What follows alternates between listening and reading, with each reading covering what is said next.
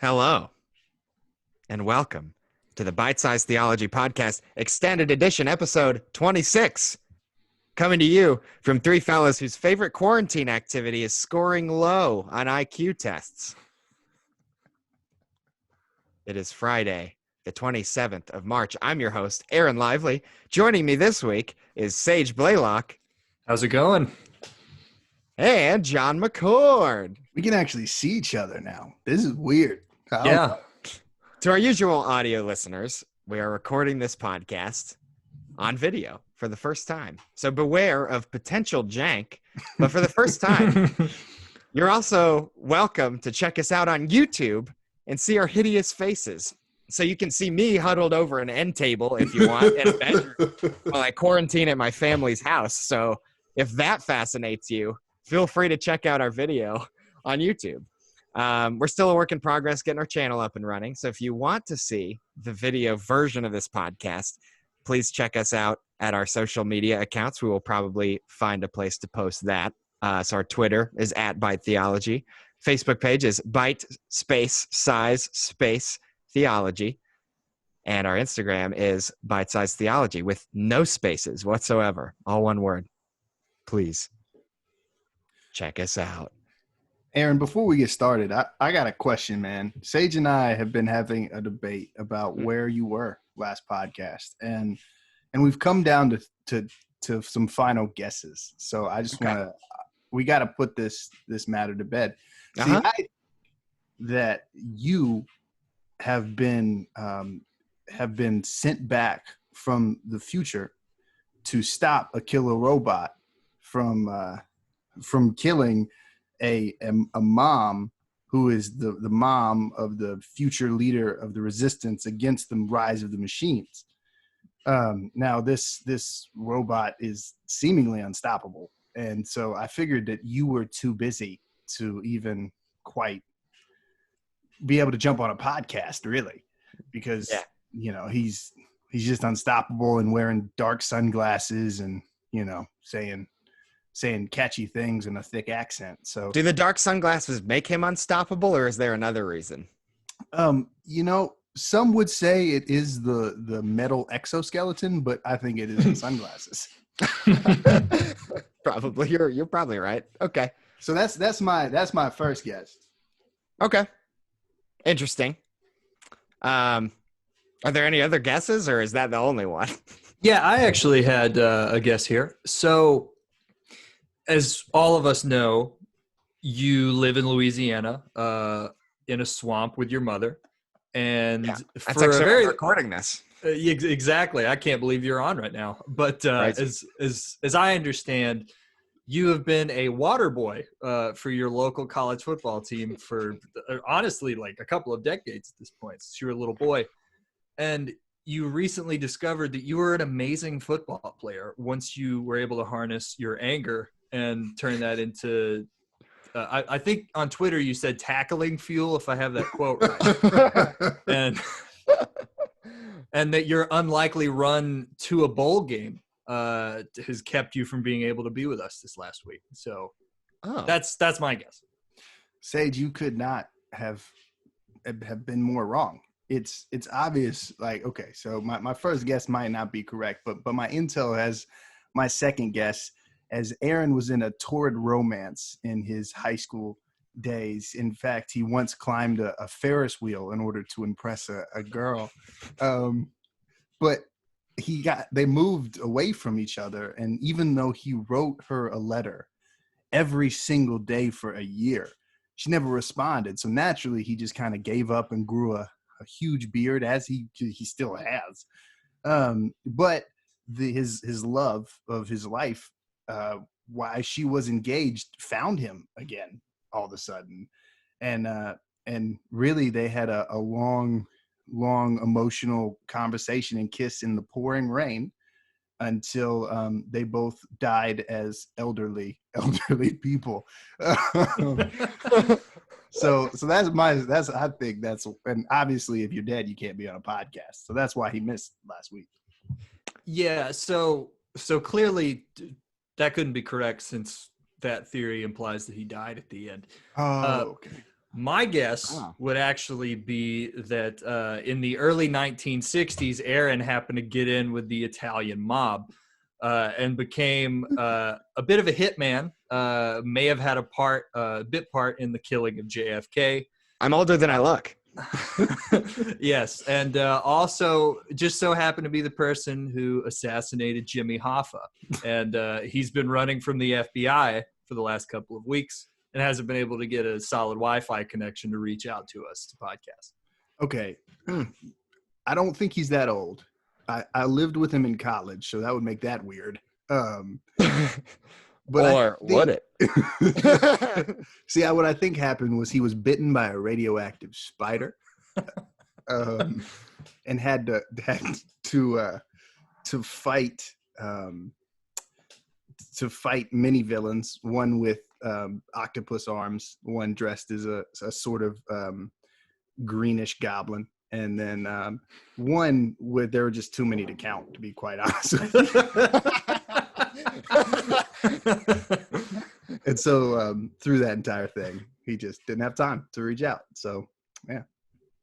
So I know that's not true because Aaron is a lover, not a fighter. So if I had to guess, final guess, Aaron worked for the NSA after he had been in the Army, but he'd broken his legs. He could no longer do the Army stuff, the physical stuff. So he decided he wanted to work for the NSA.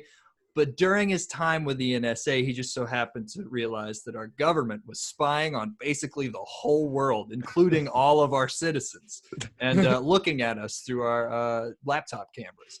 So Aaron, from his base in Hawaii, managed to hack the NSA, steal all of their very important documents that showed they were spying on us, and gave that information to journalists. And now he's in asylum in Russia. that would explain his current location. It really would. And the beard. It would also explain the beard. That's right. It's going. So Aaron, we got to know, where were you, man?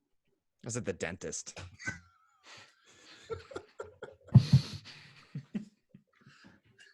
Nothing serious, just a routine cleaning.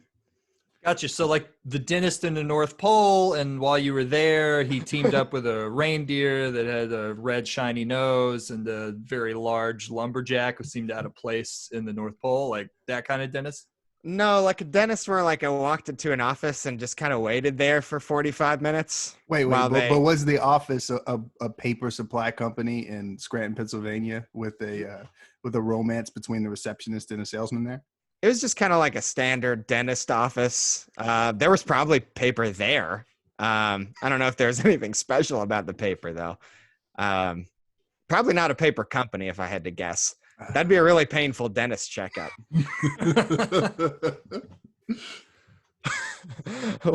Now that excruciatingly long bit is over, let's now move into our opening segment, which is Aaron's Sports Corner. Yeah. Ow! Thank you. All right. It's time. There's a lot happening in sports, as you all have said, around this time. It's hard to keep up with all the action currently happening. It's ESPN Radio has been fire these last couple of weeks. I don't know how you guys are able to follow it all. You guys are freaks. Yeah. All right. Well. All right. So the way this works, audience, is Sage and I are very, very much sports fans. Aaron, not so much. So we ask him 3 questions each and see if he can get our question. If Aaron does not answer the question, then Sage or I will have a shot to answer. At the end, we tally up the points and see who truly knows the most about sports. So I will start off. Aaron, in the NBA, there was a man who shot free throws underhanded. He was actually so good at this that he is, I believe, the top percentage. He's the best percentage free throw shooter in the history of the NBA. But he shot him underhanded. What was this man's name?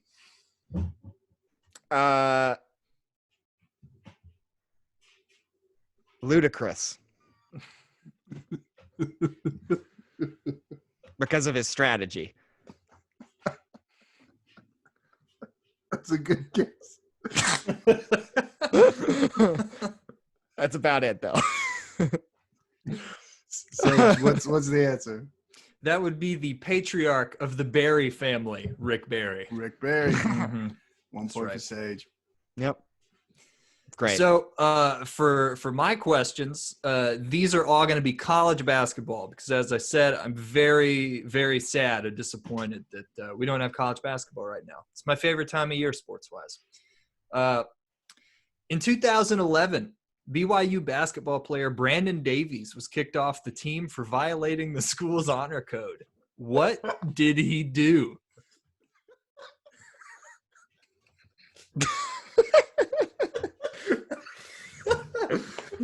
Oh my god! I think John knows, so you better get this one right.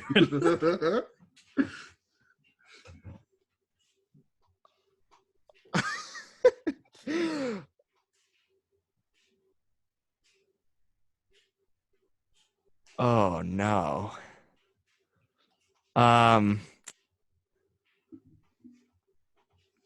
If I say something too extreme, please do. Please do. Okay. Yeah.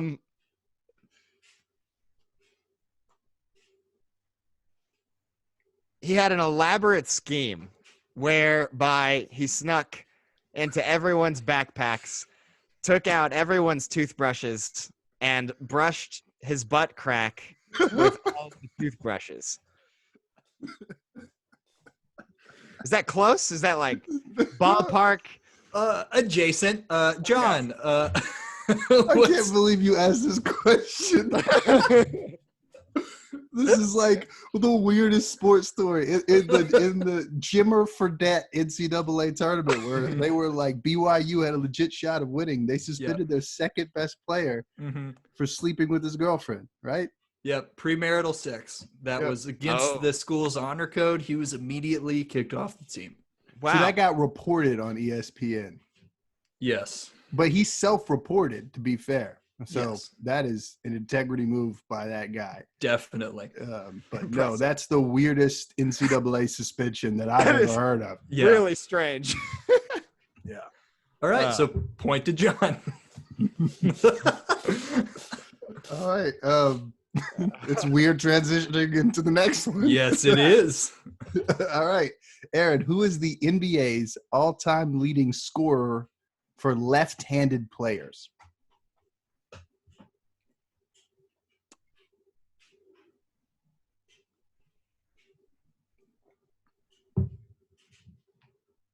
I love how you just like silently look. It's like, am I dead? Only the people who are watching this video could tell if I'm still alive. Thinking through these questions. Yeah, but it doesn't cut to you unless you make a sound. So it's just awkwardly sitting on our faces after we ask the question. Well, I'm not going to get this right. So let's just go Alexander Graham Bell. Ahoy. Ahoy. Ahoy. All right, Sage. This question was specifically to stump you. And you'll know it once you hear it, but I'm just curious if you know it now.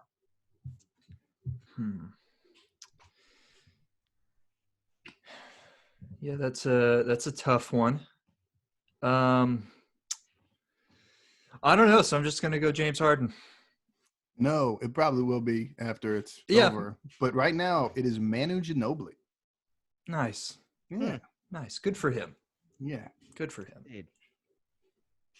Great. All right, so number 2 for me. Which team became the first 16 seed to defeat a 1 seed in the NCAA tournament? And this happened in 2018. Aaron.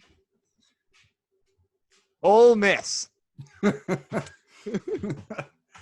I don't know. All right, they beat Virginia. Yep, that's right. It's a bunch of letters, isn't it? It sure is. I'm just gonna go letter by letter and okay. W. That's a hard no. Hard no, really? That's a hard no. Not even close. Yikes. What was it? That would be UMBC, the University of Maryland, Baltimore County. University of NBC. Yeah. That's right. They were defeated by the incredible lineup of The Office, Parks and Rec, and Community all at the same time. That's a good lineup. All right, Aaron. I asked you who the all-time leading left-handed scorer was. Yep. I'm going to ask you again. Who is the all-time left-handed leading scorer of the NBA? I have to answer this again? Yeah. No one. No one has ever been left-handed. I'm not even just talking about the NBA. No one has ever been. I refuse to believe it. I've never seen it happen. So. All right, Sage, what's the answer? Is it Manu Ginobili? It is Manu Ginobili. All right. All right. I was close. Mm-hmm. Yeah. Okay. Final question. Aaron, name one SEC basketball coach. This could be men's or women's. John, if it comes to you, you have to name 4. Aaron, name one SEC basketball coach. Men's or women's? I don't know if I could do that. I'm going to just guess some names here. Here we go. Okay. Herb.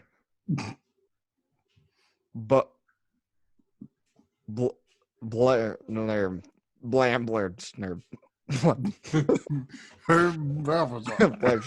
Yeah, that's my final answer. Okay. So, John, what are your guesses?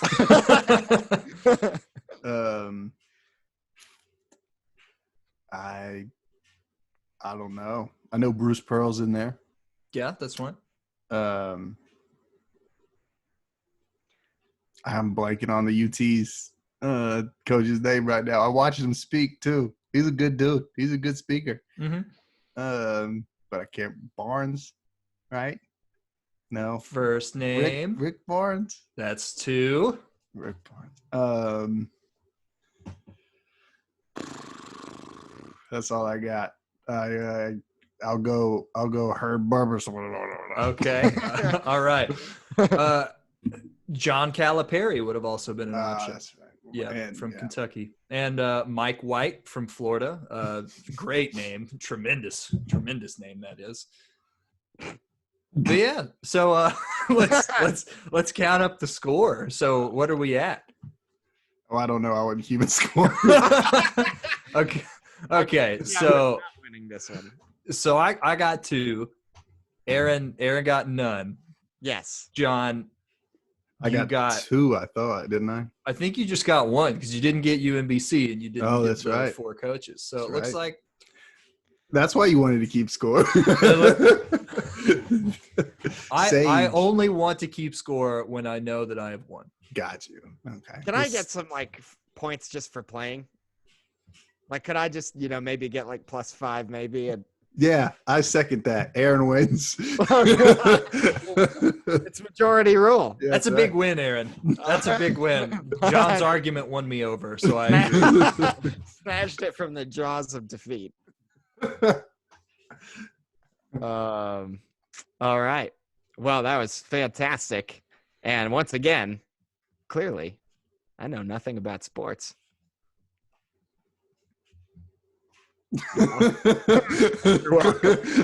Yes. All right. So we are now going to move into our main topic. Normally, I would have a quote of the week for you. Today's main topic is on Sage. What's the official title? I don't have it on my document here. The official title of today's episode is Love in the Time of Coronavirus. Love in the Time of Coronavirus. Yes. So how do you love God and love your neighbor when all of this insanity is going on, basically? Normally, I would have a quote of the week, but seeing as how this is a very new sort of unprecedented thing, I can't say. I mean, outside of, you hopping on Twitter and reading just everything that's on there. Please don't. Please don't.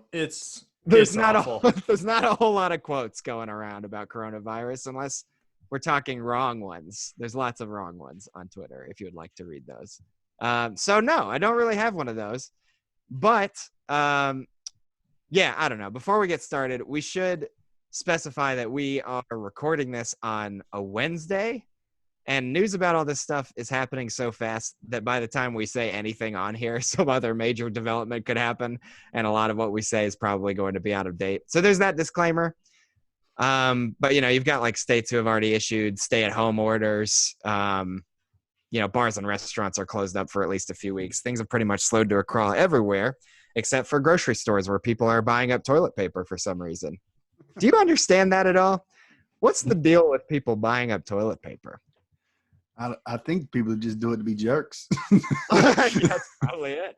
They're going to go TP a lot of houses. They need entertainment. Yeah, this is tremendous cover for all those belligerent youths out there who are about to go roll people's cars and homes. It's incredible. It's really ridiculous. This next generation is just getting out of hand. There's gonna be like a old-fashioned detective in like a trench coat holding like a pad, like, at a rolling, being like, "Well, it's not traceable." Yeah, it looks like whoever did this is on a roll. And on that note, switching back. It's hard to transition out of a pun like that. That's a good one. Just keep it rolling. Oh, that was the same pun. It was just same applied pun. situation. So I don't know. I mean, even if you're not infected with coronavirus right now, coronavirus has been affecting your life. And loving God and loving your neighbor right now probably looks a little different from your usual. So this episode's going to be like, I mean, usually we talk about sort of the more theological and the more conceptual and how do we apply that to our lives. We're going to be more practical and down to earth with this one. It's just going to be talking about some ways you can kind of be living out the great commandment, loving God, loving your neighbor in a situation like this. So I don't know. I want to start by actually asking you all how the outbreak's been changing stuff in your own life. Like, what's your work situation like now? What's your family life like now? Like, how are you dealing with all of that? And what's changed and what's been challenging? Yeah, I've started working from home, which has been, interesting for sure. And I mean, my wife is working from home too, so we just kind of been chilling, working, and I don't think I've put on real pants in like 3 days. But in church, that's been kind of the weirdest change. We obviously haven't been meeting on Sunday, so everything's moved to online, and we're trying to do like online devotionals and stuff like that. But actually, Sunday was weird because I was in there while we were filming the whole thing, and so there's like 7 people in the church building, right? It's a pretty big church building, like 7 people in there. And while we're doing the service and broadcasting it on Facebook, and it was just kind of crazy because I've had a really negative view of this whole thing of like, I wish we were still meeting. Why aren't we still meeting? Right. But the Spirit, like the Holy Spirit was so like evident in that room. Even though like 7 people in a room just trying to broadcast stuff online, like it was just this reminder of how God is still there. Like even if we can't actually meet like we want, that God is still in control. And that was really humbling for me because I'm pretty sure I'm right almost all the time. And God was just like, hey man, you're not. Yeah. How about you, Sage? So I am also working from home. This is week 2 of working at home. It's weird. I'm used to being in an office with a bunch of people and, having a pretty good sort of rapport with the people I'm around. But I mean, it's like same thing with John. Jamie's in school, so they're doing all their schooling online. So they're at home too. So Jamie's here. So, we're here together all the time, and it's been great. You really forget how nice it is to just be around the person you love most more. Like there's a 9-hour chunk out of the day that I normally wouldn't see her at all, where I can if I want to, or she has a minute, she can come up to the office, or I can walk downstairs to see her for a second. So that's been really great. We got to see a lot of our cats too. That's nice. They really need me. They're a wreck without me. So this has been really healthy and good for them. So yeah, I mean, we've done a good job, I think, of getting out every couple of days to just go walk, just to be outside at least for a short amount of time. Obviously avoiding big crowds or being too close to other people, things like that. Social distancing, it's important, folks. You should do that. If you're not doing it already, you should think about it. Keep 6 feet between you and everyone else except your closest loved ones, who are definitely already infected if they're living in the same home as you. Basically live life like a middle school dance, right? Exactly. That's exactly. Leave so much room for the Holy Spirit that it's so absurd. Much room. Absolutely absurd. I don't know. I think like it should be obvious, like listening to us sort of talk about this, that we're probably far from the most affected by all of this.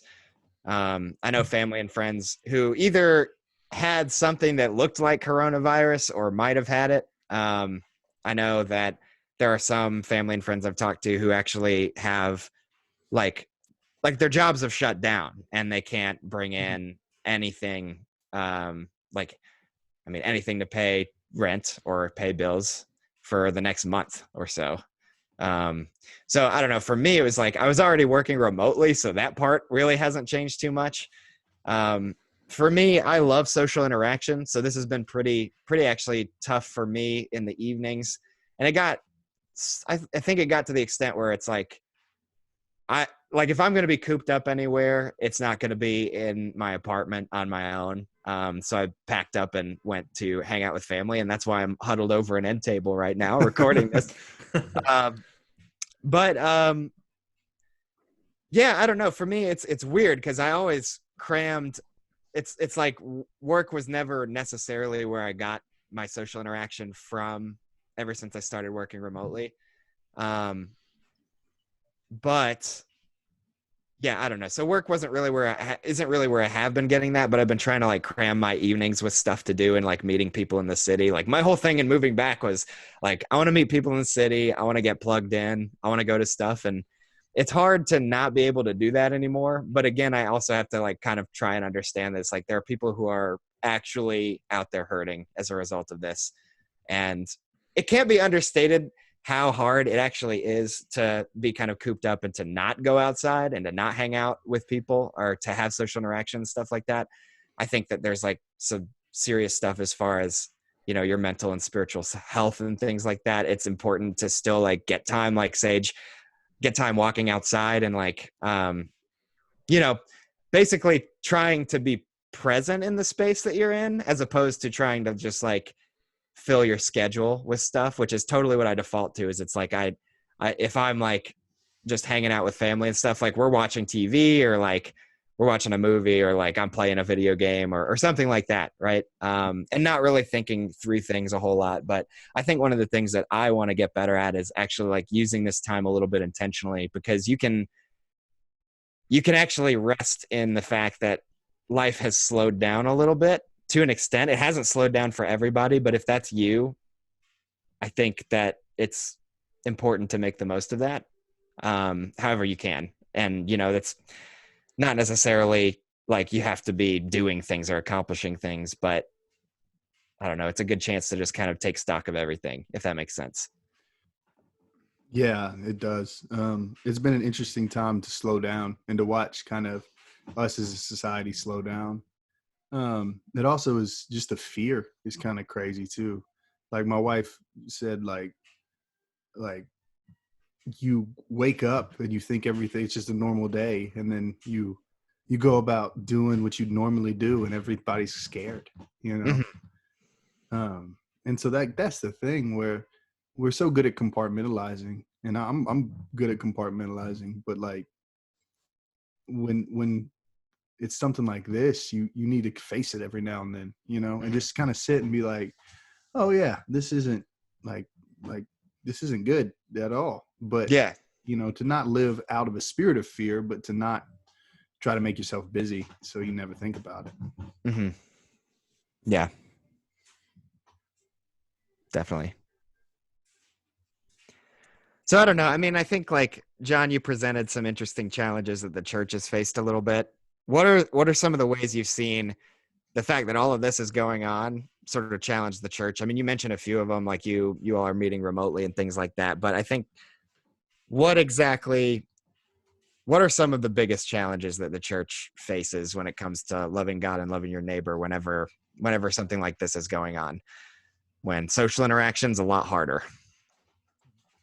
So I think something I've noticed, hanging out on the bite-sized theology, social media, Twitter specifically, is just the severe lack of compassion from so many people. Just this idea of like, oh, it's only going to affect, this small percentage of people. And, we don't need to shut down the whole economy because, for, people who are already, 80 plus years old. So like not important, no need to worry about it. Like they've lived their life basically. And that just seems so incredibly awful. Yeah. and these are like not, these are people who are Christians who, their theology is good. Like based on what I've heard from, certain people, like don't have to worry about, them being a wolf in sheep's clothing, theologically speaking, but they're just, calling everything fake news. And, 7,500 people have died in Italy. They are just running out of rooms in hospitals. And it's like, yeah, the flu is bad, but they don't run out of room in hospitals because of the flu. Like we're so thoroughly unprepared as a country in a number of different ways, but just it's been really, really disheartening to see how people in the church have reacted to people around them. And it's basically like, this doesn't affect me directly, then I don't care, which seems incredible and very unloving to, the millions of people in our country who are above 80 or have these, medical issues that make them, very high risk in these situations, and, very much victim blaming. And, you can say that you have such and such respiratory problem and that's because that's a number of bad choices that a person's made. But it just seems like you're totally missing the fact that people are also born with these issues. People also grow up in environments where it's almost unavoidable to end up with these issues based on what's happening around them. So that's something that's really shocked me, because it seems like this is the time when the church steps in and is like, we should be the ones helping take care of people who are in desperate need of help, who need medical attention, whatever the situation may be. And it's been a lot of people in the church that I've seen who have been downright awful to so many people who are in pain and hurting right now. Yeah, because we all know Jesus was like, I love you unless you smoked. I love you unless you have comorbidity. Then you've lived your life. You made your choices. That's right. I love you till you turn 70, and then it's over. Man, that's really frustrating. Yeah, and what's interesting though is at the same time, so yes, you do see that. You see that kind of callousness and that I don't know, disregard of what Jesus commands us to do. But then at the same time, it's interesting seeing kind of the biggest complaint that I keep hearing over and over is like, my family is going to get sick of spending this much time together, and it's like, that really should be a complaint. I don't feel like, it's and again, all of this in the context of like, yes, this is a serious situation and there are people who are this is a bad thing. Mm-hmm. But at the same time, like what we've been talking about a lot is God is a redeemer God, And he's actually such a good redeemer that I feel like a lot of times we say bad things happen so that God could make something good happen. And I don't know, like uh, everything I know theologically, and more importantly in the character of God and knowing God, is that I severely doubt that God's sitting there like, I'm going to cause these terrible things to happen, because if I don't do this, then good things can't happen. Like, I think God is just such an unbelievable redeemer that the good that comes out of the bad situations, we think that one must lead to the other. And so it's interesting during this time to look at the redemption that God's bringing about of this situation.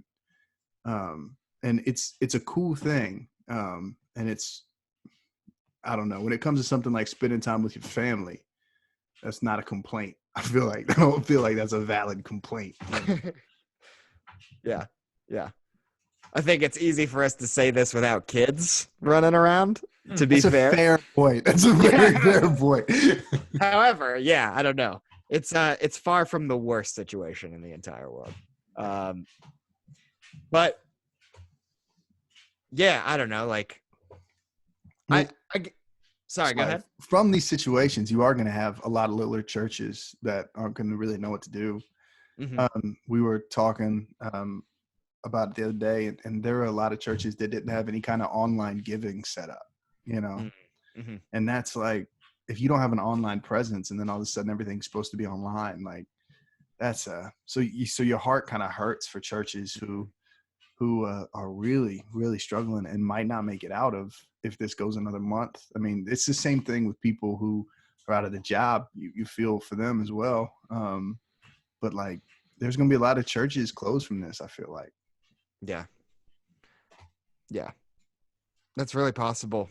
A lot of people displaced. I mean, you're right. I mean, this is something that we really just were not prepared for and didn't really have the infrastructure for. And, yeah, that can be really difficult. I will say one of the things that has encouraged me is I have seen some churches kind of band together and do sort of like, I mean, obviously we've talked about some of the good things, like small groups still going on through Zoom and through, other means and things like that, or, worship services still going on. But I think even beyond that, I think I've seen some engagement with the community. I wish I was seeing it more. And I think it's frustrating that I'm not seeing it more. But at the same time, I think I've seen like, for example, one church that I was a part of before, basically, one person basically tweeted out, hey, like, I'll match $1,000 if people start voting or start donating to, like, basically it was this organization that sort of feeds people in the community who don't have the means of feeding themselves. Especially, you got to think about it now where it's like, I mean, my brother's like going to college right now and like classes are canceled and things like that. But you've even got K-12 classes that are closed down, and a lot of kids who are in communities where they were relying on going to school to just get a meal, Yeah. Mm-hmm. So ministries like that are working in that field, I feel like that's a really important thing to reach out to. And I would say too, like, yeah, I don't know. The encouragement that I saw was like, hey, I will match $1,000 if anybody gives to this. Just send me a copy of your receipt and I'll donate whatever. And like, basically met that point. And then like a church jumped in and said like, hey, we'll match the second 1,000 and stuff like that, which is great. I like to see that stuff sort of mobilizing, but it is kind of hard when we don't have any precedent for this and when it's difficult for a lot of churches to know how to sort of navigate the situation. It's a challenge, but it should be one that like we face with confidence and with prayer and through sort of thinking about what does our community need most right now. And I don't know, again, something that we don't see often enough, but something that hopefully, if you're involved in a church or you are on staff at a church or something like that, these are things to kind of think about and sort of engage your community with. But in that vein, I think like, what are some ways you'd suggest continuing to love God and love your neighbor and be the church with all of this stuff going on? Well, I mean, in terms of loving God, I think it all comes down to the fact that so many of us have a lot more free time. So read your Bible. I mean, mm-hmm. Pray, watch sermons, whatever it is that you do to, be spiritually nourished, like do that. For so many of us, it seems like time is the issue. And now for a whole lot of people, time isn't the issue. So I think starting there, and then, we love God when we praise him and when we read his word. We also love God when we love the people that he put in our lives to love. So I think that goes to, what Aaron was talking about in terms of if there's certain ministries in your area. One excellent suggestion I've seen from a lot of different people is especially older people who can't get out right now because they're more high risk. If you have those people in your life, call them, because they might not be able to call or have conversations with people a lot right now. And this may be very alienating for them in a lot of different ways. So, call your grandmother. I'm planning on doing it now as I'm talking about this. I'm just thinking about my grandparents who, I don't know how much they're getting out at the moment. Think of the people in your life that are most at risk and call them, and, just be someone that they can talk to. They might not have talked to anybody other than themselves in a while. So this might be a really important time for them. And, finding local ministries, food ministries, church, parachurch ministries, whatever, just find ways to help in this time if you have the means and, if you have the time, because we all have a lot more time. So I think one thing that happens during times like this is we all want to do something crazy big, right? Like, and it would be wonderful if we could just cure coronavirus. And if anybody's like sitting on that, please do it, right? But I think what happens is because we want to do such big things that we never do anything at all. And so do what you can, like, which is reach out to the people who are around you. Now, like what would it look like to actually reach out to your neighbor in this? Yeah. Like what would it look like to say like, hey, you got everything you need? Like, I've got 18,000 rolls of toilet paper. Would you like one? I was going to peddle them out of my garage for $25 a roll, but you can have some if you want.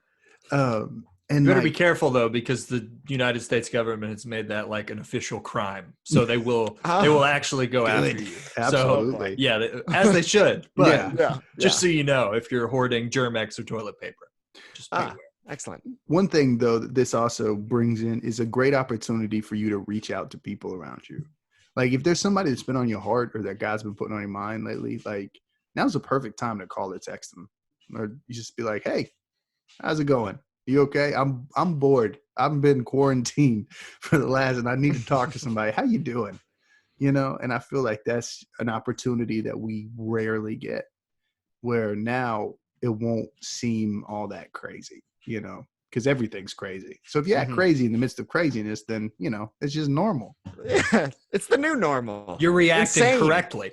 Yeah, exactly. Well, yeah, I agree. I think like I did think through a few different ways recently. One is like, well, obviously stay home. I think like this is a really strange situation because it's like one of the best ways you can love your neighbor is by not doing anything. Right. Like not doing anything, which is really weird. I don't know that I could think of a time where that's really been the case. But that's kind of the start, right? Because I think there was some story going around where basically they had mapped in South Korea where like with the outbreak there, they had basically mapped, I think it was around 75% of the outbreak that basically like expanded through South Korea and everything. Basically all of that started from somebody who was not doing the social distancing thing and still like going to a church and spreading it to all of the people they were in contact with, right? So it's like frustrating, but ironically, like the way of loving your neighbor the most right now is by just trying to self-quarantine and trying to do that whole social distancing thing, even though it feels really weird and it doesn't feel like you're doing much of anything. You are actually potentially saving somebody's life, which is weird to think about. But also give to causes like we were talking about that are feeding the hungry in the community. I feel like that's a particular need right now, because you've got people who are displaced from jobs, who don't have a way of bringing in paychecks, but then you also have kids who are not in school, not getting meals, and more, at-risk communities and things like that. So those are big things. I mean, if you have the means, those are big things to donate to. I would say one of the things that I would suggest too, and this is, do this at your discretion and still do the social distancing thing while you're doing it. But in whatever way you can support your small businesses and support your city through it, and support, people who are still working and are still, in food service and stuff like that, or, basically like your small businesses and stuff like that.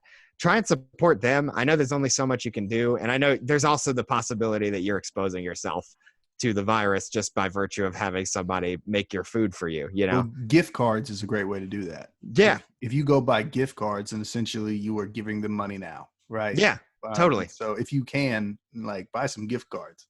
Yeah, absolutely. That's a good way of doing it. And the other thing too is it's like you're not going a whole lot of places, but the places that you do go to that you're still able to go to, grocery stores, gas stations, things like that.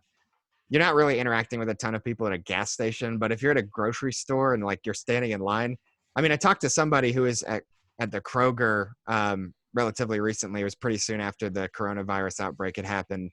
And they were working, they had worked nonstop for like the last 7 or 8 days. Just absolute insanity. And so showing kindness, and also even just, I don't even know if they're able to say yes to this question, but I always ask it anyway. But it's like, hey, do you need like a drink or something? Or do you need like some kind of snack? Are you doing okay, basically? Yeah. And sort of like treating those folks with an extra sense of humanity. Because I think a lot of our tendency is to just, okay, well, they're here to kind of help me check out my groceries and then I'll move on, but they're working really hard and trying to keep shelves stocked and trying to do their best and still having to go to work, so showing an extra layer of compassion to that group is a big thing too. And on top of that, there's a lot of misinformation going around, and just make sure that you're not playing a part in spreading that. Check the CDC. Stop believing almost anything else. I know there's a lot of reputable sites out there, but look at the CDC. It's crazy, all the stuff going around right now. Yeah. Do not drink silver solution out of a bottle. It's not going to help. Yeah. It is not going to cure you. It's not going to build up an immunity. It's just going to hurt going down and coming out. So don't do it. It sounds unpleasant all around. But yeah, I don't know. I think there's a tension, right? Because you think Jesus didn't avoid the sick. He didn't avoid lepers and stuff like that. He was interacting with them. Part of us wants to do that. But knowing what we know about what this is and how it spreads and everything is, it's like it calls for a different approach, but it doesn't pull away any of the love. The same spirit, but a different approach, right? Because if we try to go physically serve our community, we could have the coronavirus and spread it to somebody who can't have it, who it could kill. And so how we have this challenge in front of us where how do we serve our community without going door to door, right? Without meeting in groups, which is a hard question. But if we can answer this question in an effective way, then we will have built this entirely new apparatus to serve our community. That's the cool thing too. It's what if we actually took this question seriously, figured out how to serve our community without being face to face, and then once this passes, be face to face and have that apparatus. It's just we could really, really, truly serve. But you got to keep the same spirit of willing to lay your life down for people, but also have that sound mind of, it's probably not a good idea because I don't want to be responsible for giving somebody a virus that they might die from. Mm-hmm. Yeah. And I think we have our answer to the question of how do we do this? We're on it right now. We have the internet. We both have, all three of us have phones right here where we can call anyone and almost anywhere in the world. Yeah. If you're willing to pay a few extra bucks a month. We have what we need. It's just, are we going to do it? Are we going to be able to sort of organize and do this as a body, as a a global church. Mm-hmm. We can do this. Just the question is, will we do it? It's a great point. It's weird that you never think about the capability that you actually have to help positively impact somebody's life with the internet and with the technology that we have until we're absolutely forced to do it. Right. And it's like the internet's such a miserable place a lot of the time, but like this is a situation that's really, I hope that it forces us to reevaluate what we actually use these things for and how we can use them for good. Yeah. All right. Well, that's all I've got. Unless you all have any other things to throw in there. Now, I think it's about time to move on to a land far, far away. Oh, so before we do that, one Okay. final thing. Yes. Please wash your hands. I can't. Yeah. I can't tell you. So Jamie and I drove from Tennessee to Ohio and back twice over a couple of days span. Every time I stopped at a gas station to use the restroom, at least one, I'm just going to say it, guys, it's us, at least one dude walked out of the bathroom without washing his hands. In fact, one time, the guy went in with his son. The guy didn't wash his hands. The little boy was looking up at his dad, acting like, "Dad, do I need to wash my hands?" And his dad just waved him off and said, "No, let's go." And he is teaching a new generation of human beings how not to handle this kind of situation.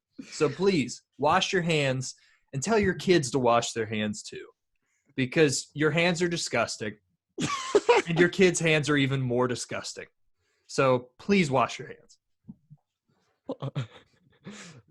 That's a great last thing to throw in.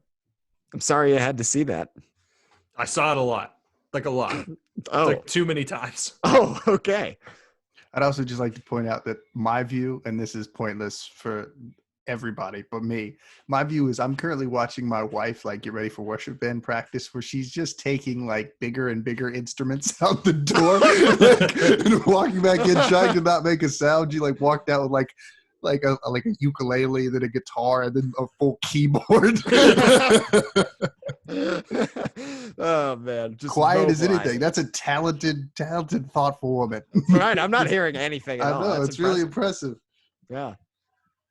Well, thank you all for the discussion and all that. Let's go ahead and move into email land. But before we move into email land, I'm going to go ahead and talk a little bit about patreon.com/bitesizetheology. Now, do either of you guys know what patreon.com/bitesizetheology is? No, Aaron, could you explain it to us? It sounds Sage, really cool. I'm glad you asked. That was a voice crack. Not my best presentation. Well, let me tell you, patreon.com/bitesizetheology is where those of you who are listening to this can go. If you like what we do, if you believe in our mission and want to support us, we spend a lot of time putting these podcasts together, writing blogs, doing editing, and so on. And if you want to help us keep doing all of that, you can support us by going to patreon.com/bitesizetheology and subscribing to us at the $1 level and just throwing us $1 a month. And that $1 a month might not seem like a lot, but it helps us keep doing what we're doing. And, it shows us that you prayerfully and want to see this continue and want to support us. So thank you. Thank you for that. And please check us out on patreon.com/bitesizetheology. We'd appreciate it. Yeah. And let's say 200 people out there give us $100 a month, or excuse me, $1 a month. We'll get to the $100 later. But if 200 people, if you'll sow a $1 seed, it'll grow into a $10 million tree. Yeah.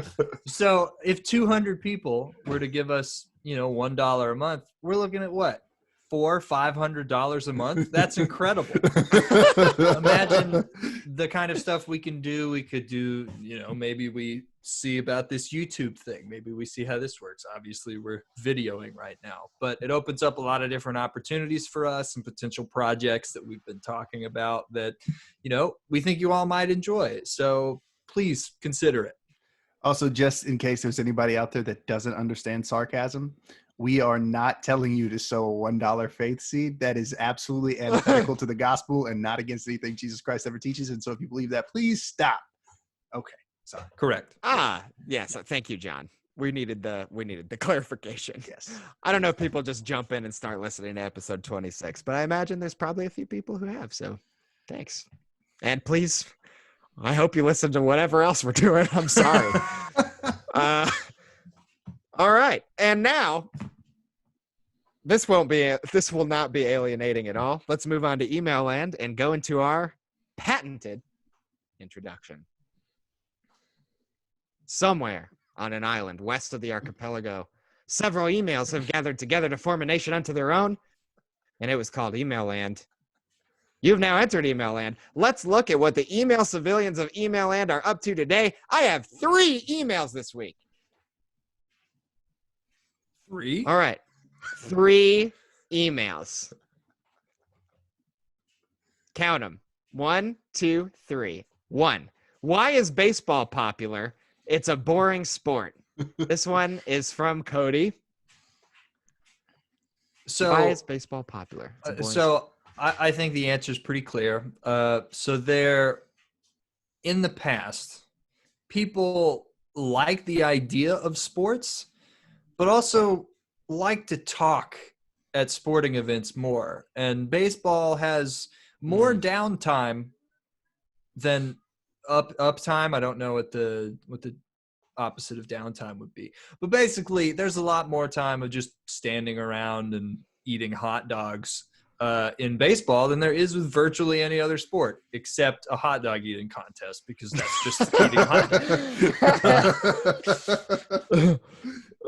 dogs. So it's for a more sociable generation, whereas now we grew up with SportsCenter. We grew up with, ESPN Top 10. So I just get to watch LeBron James and Kawhi Leonard dunk. So why would I want to watch a 275-pound man with no abs throw a baseball at a very, very, like a 5'5" guy? I don't care about that. I want to see superhumans fly. Why would I watch this? So it's just not for our generation. It's for older people. I'm just going to say it. Baseball is a sport for older people. There. I don't know. Like every time I want to say criticism about baseball, like all the baseball players that I've ever met are like pretty cool dudes. And so I don't know. I don't like your sport. Like fan of the collection though. Yeah, I don't know. Sage, what you were saying really reaches into my soul and plucks it out and just, gives it a little kiss, a gentle kiss on the Whoa. Because I love not paying attention to sports. I love it. It's my favorite thing on earth. So I will gladly pay for baseball tickets.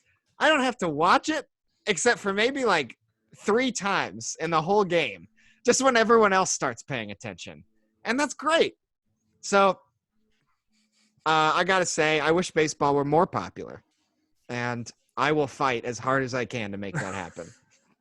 That's an uphill battle. Major League Baseball's been trying for 2 decades to get people to like baseball. Hire me. I got you covered. That's right. He'll kiss your soul. I'll kiss it right there. Square on the soul. Number 2. Lately, I've been saying to people, it's all downhill from here when things can only get worse. And it's all uphill from here when things can only get better. This is the best part of my life right now. It's all downhill from here. But I started thinking about it, and shouldn't downhill be a good thing and uphill be a bad thing? Walking uphill is harder than walking downhill. If you're on a bike, uphill sucks, and downhill is even kind of fun. Sledding and skiing are all founded on the premise of downhill being fun.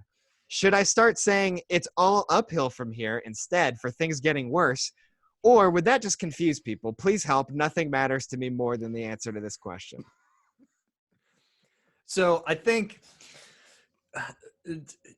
we're looking at these phrases maybe too literally. So obviously going downhill is more fun than going uphill, but it's not so much when we're talking about it's all downhill from here. We're not talking about a literal hill. We're talking about a bell curve. So if you're familiar with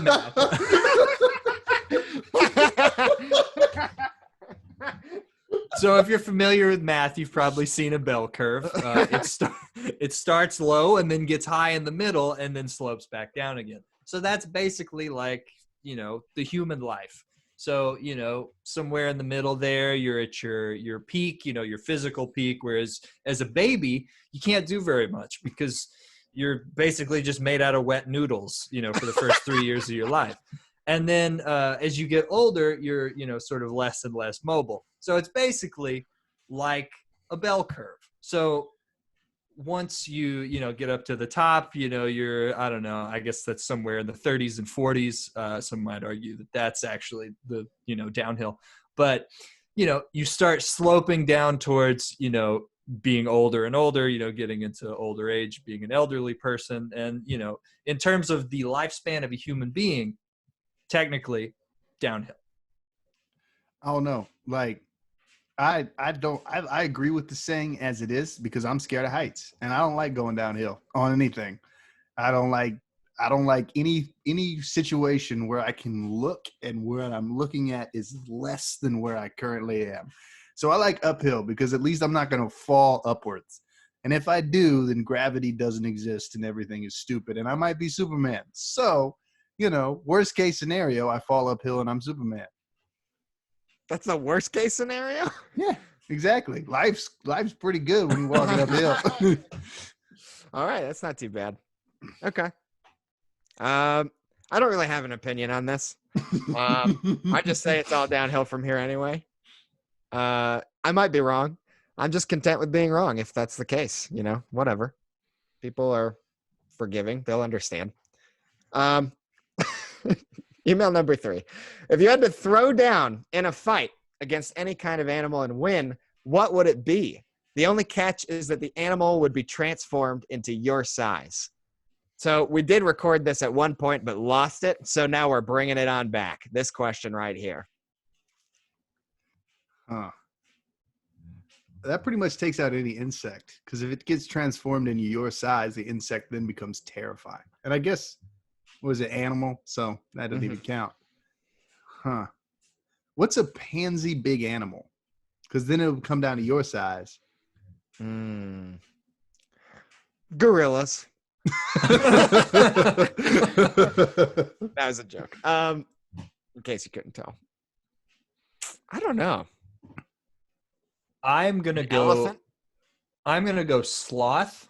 That's a good one. It does have very large claws, but I think I've got it in the speed department. I feel like I've got a good shot there. I can get a few shots in before I get disemboweled with some giant sloth claws. Yeah, that's fair. Oh, a giraffe. A giraffe would make perfect sense. It'd be all neck. Because it's all neck. You could just punch it in the neck. That's all you got to do. Punch at it, and it'll bring it down. It's like, I don't know. It's like if you ever play a video game, it's like the flashing weak point on a boss or whatever. You just start hammering that, and then eventually the whole thing just goes down. I'd win that fight. I would fight a giraffe. I'm going to go with fish. You just wait. All right, that's pretty good. Pretty good. I can't argue with any of that. All right. That's been Email Land. If you are listening to this podcast and you, for some reason, want to write into this podcast, well, let me tell you how you can manage that. Please feel free to write in your questions at bitesizetheology.com/contact. That is bitesizetheology.com/contact. And we'll read your very own questions on the Email Land segment. Clearly, none of these had to do with anything theological, but they could be something theological. They could be something personal. Could have nothing to do with any of that. Doesn't matter. We just want to hear from you. So please write in. All right. You're giving some serious bedroom eyes right now. You look like you're going to kiss Sage's soul. It's all towards our listeners. Okay, gotcha. Maybe okay. That's also. How's that make you feel, Sage? I don't know. This all feels very problematic potentially. Okay. All right. Well, too bad we're on video. Video editing just got a lot harder. All right. Thank you all for listening. You can follow us at Bite Theology. You can check us out at Facebook at Bite Size Theology. You can also check us out on Instagram. All one word, Bite Size Theology. And check out our Patreon. It's new. Our YouTube channel is now up, so check that out. And this video is on it. You may already be on there, so thank you if you are. I hope you have a good rest of your week. We'll pass that last word on over to John. All right. Yeah. This is a weird time. It's kind of a scary time. It's a time where we all kind of don't want to do anything and want to do everything at the same time, I feel like. But just know that our God is a redeemer God who can make amazing things come out of bad situations. So just look for the redemption. In the day-to-day life, look for the good and the bad.